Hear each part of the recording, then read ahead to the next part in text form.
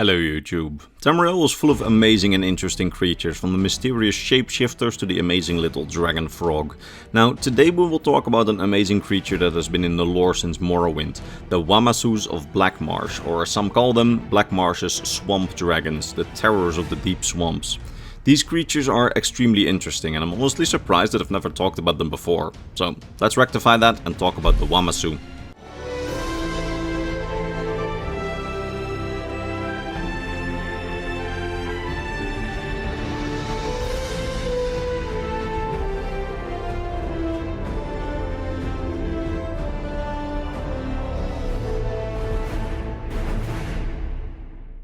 So, the Wamasu. By many outside of Black Marsh they are called swamp dragons, mainly because of their appearance, at least those of their skulls, because they're very similar to the ancient legends and etchings that the people of Tamriel had about the dragons before their return.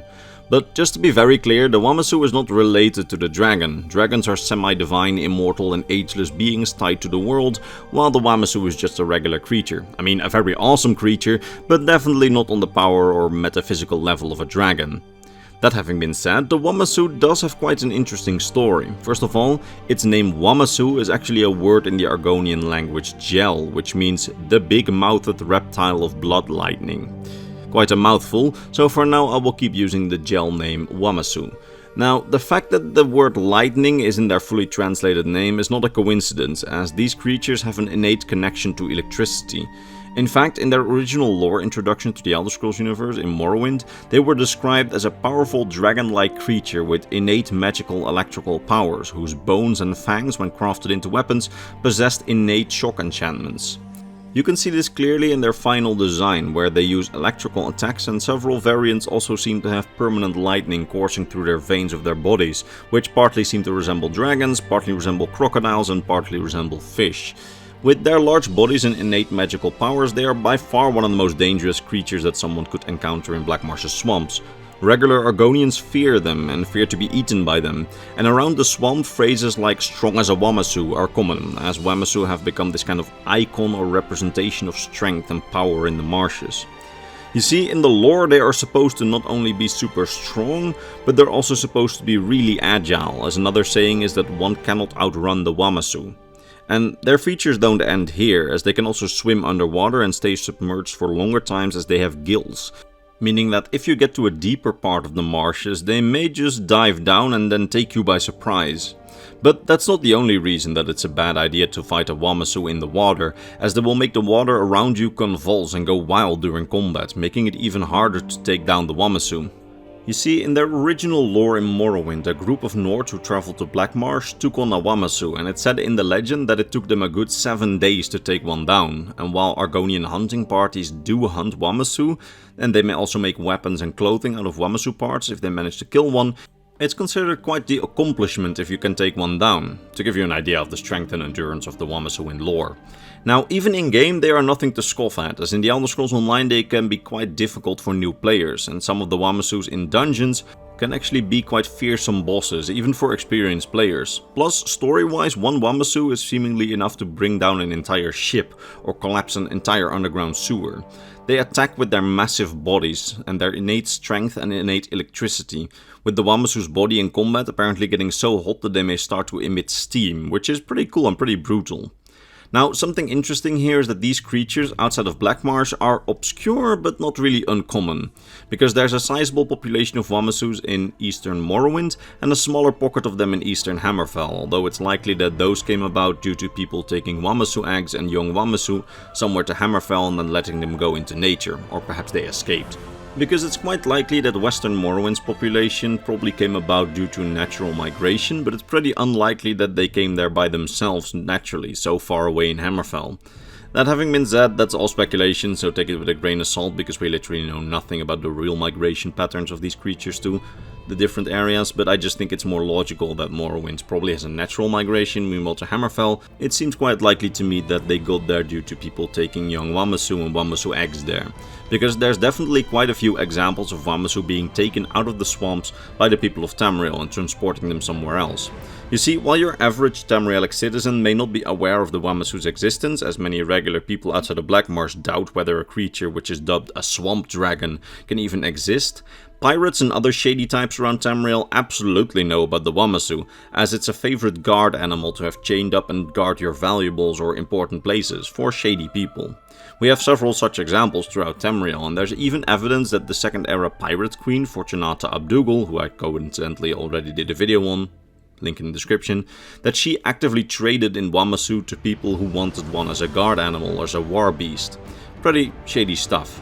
That being said, young Wamasu can be tamed, although some sources suggest that once they grow up and become too powerful, they become very hard to control.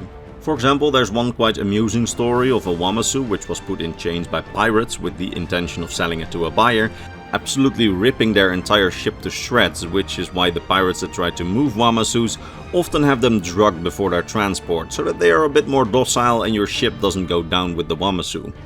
That being said, in the Wamasu trade it seems that Wamasu matrons, big female Wamasu that can lay eggs for reproduction, are by far the most valuable, as they will be able to lay the eggs that new tameable young Wamasu will hatch from. Funnily enough, we actually have a pretty detailed account of Wamasu reproduction, which is pretty funny as we rarely get such a deep insight. It seems that just like with many creatures in our real world, Wamasu are able to lay both fertilized and unfertilized eggs. Eggs that are fertilized by a male Wamasu will hatch a baby Wamasu, while non-fertilized eggs will not produce baby Wamasu. Instead, just like many unfertilized eggs in our own world, you can eat them. Wamasu eggs are considered a bit of a delicacy, especially in Black Marsh, and we have quite a few examples of Argonians selling Wamasu eggs for consumption, although we don't know what they taste like. That being said, our information about the reproductive cycle actually goes a little bit further than that, because as you can see, Wamasu produce large blue glowing eggs that pulse with electricity. The electric pulsating actually indicates the stage in the hatchling's cycle, as pulsating eggs are fertilized, and when they stop pulsating electricity, you know that they are close to hatching. Now, when they hatch, the mother will care for the young Wamasu, as the male Wamasu that fertilized them is suggested to actually eat its own offspring if it gets the chance, which is also something that we see with some animal species in our real life. Now, if as a daredevil or shady pirate you are able to steal away some of these young Wamasu in order to tame them, make sure that you have a steady food supply for them, as Wamasu eat almost every living creature, including you, because we know for example that in the swamps and in Morrowind they will eat the playable races, but they will also eat creatures like mudcrabs and Kaguti and prefer eating their prey alive. We even have a lore source which describes how to feed a Wamasu, and essentially the gist of it is, feed it living creatures because otherwise it will try to eat you, and be sure to have enough variation in its daily meals, because otherwise the Wamasu may get cranky and eat you again, because, you know, it already had a mud crab yesterday. Overfeeding is also a very bad idea, as apparently it will then produce dangerous amounts of discharge. Basically, keep the Wamasu happy and you may live. Now, in terms of variants, they come in several different color schemes, purple, brown and green. And you even have a red, yellowish version which has innate fire abilities instead of lightning abilities, which it said that it came about after Wamasu eggs were hatched in the Deadlands, the plane of oblivion of Mehrunes Dagon with all the lava, the Daedric prince of chaos and destruction.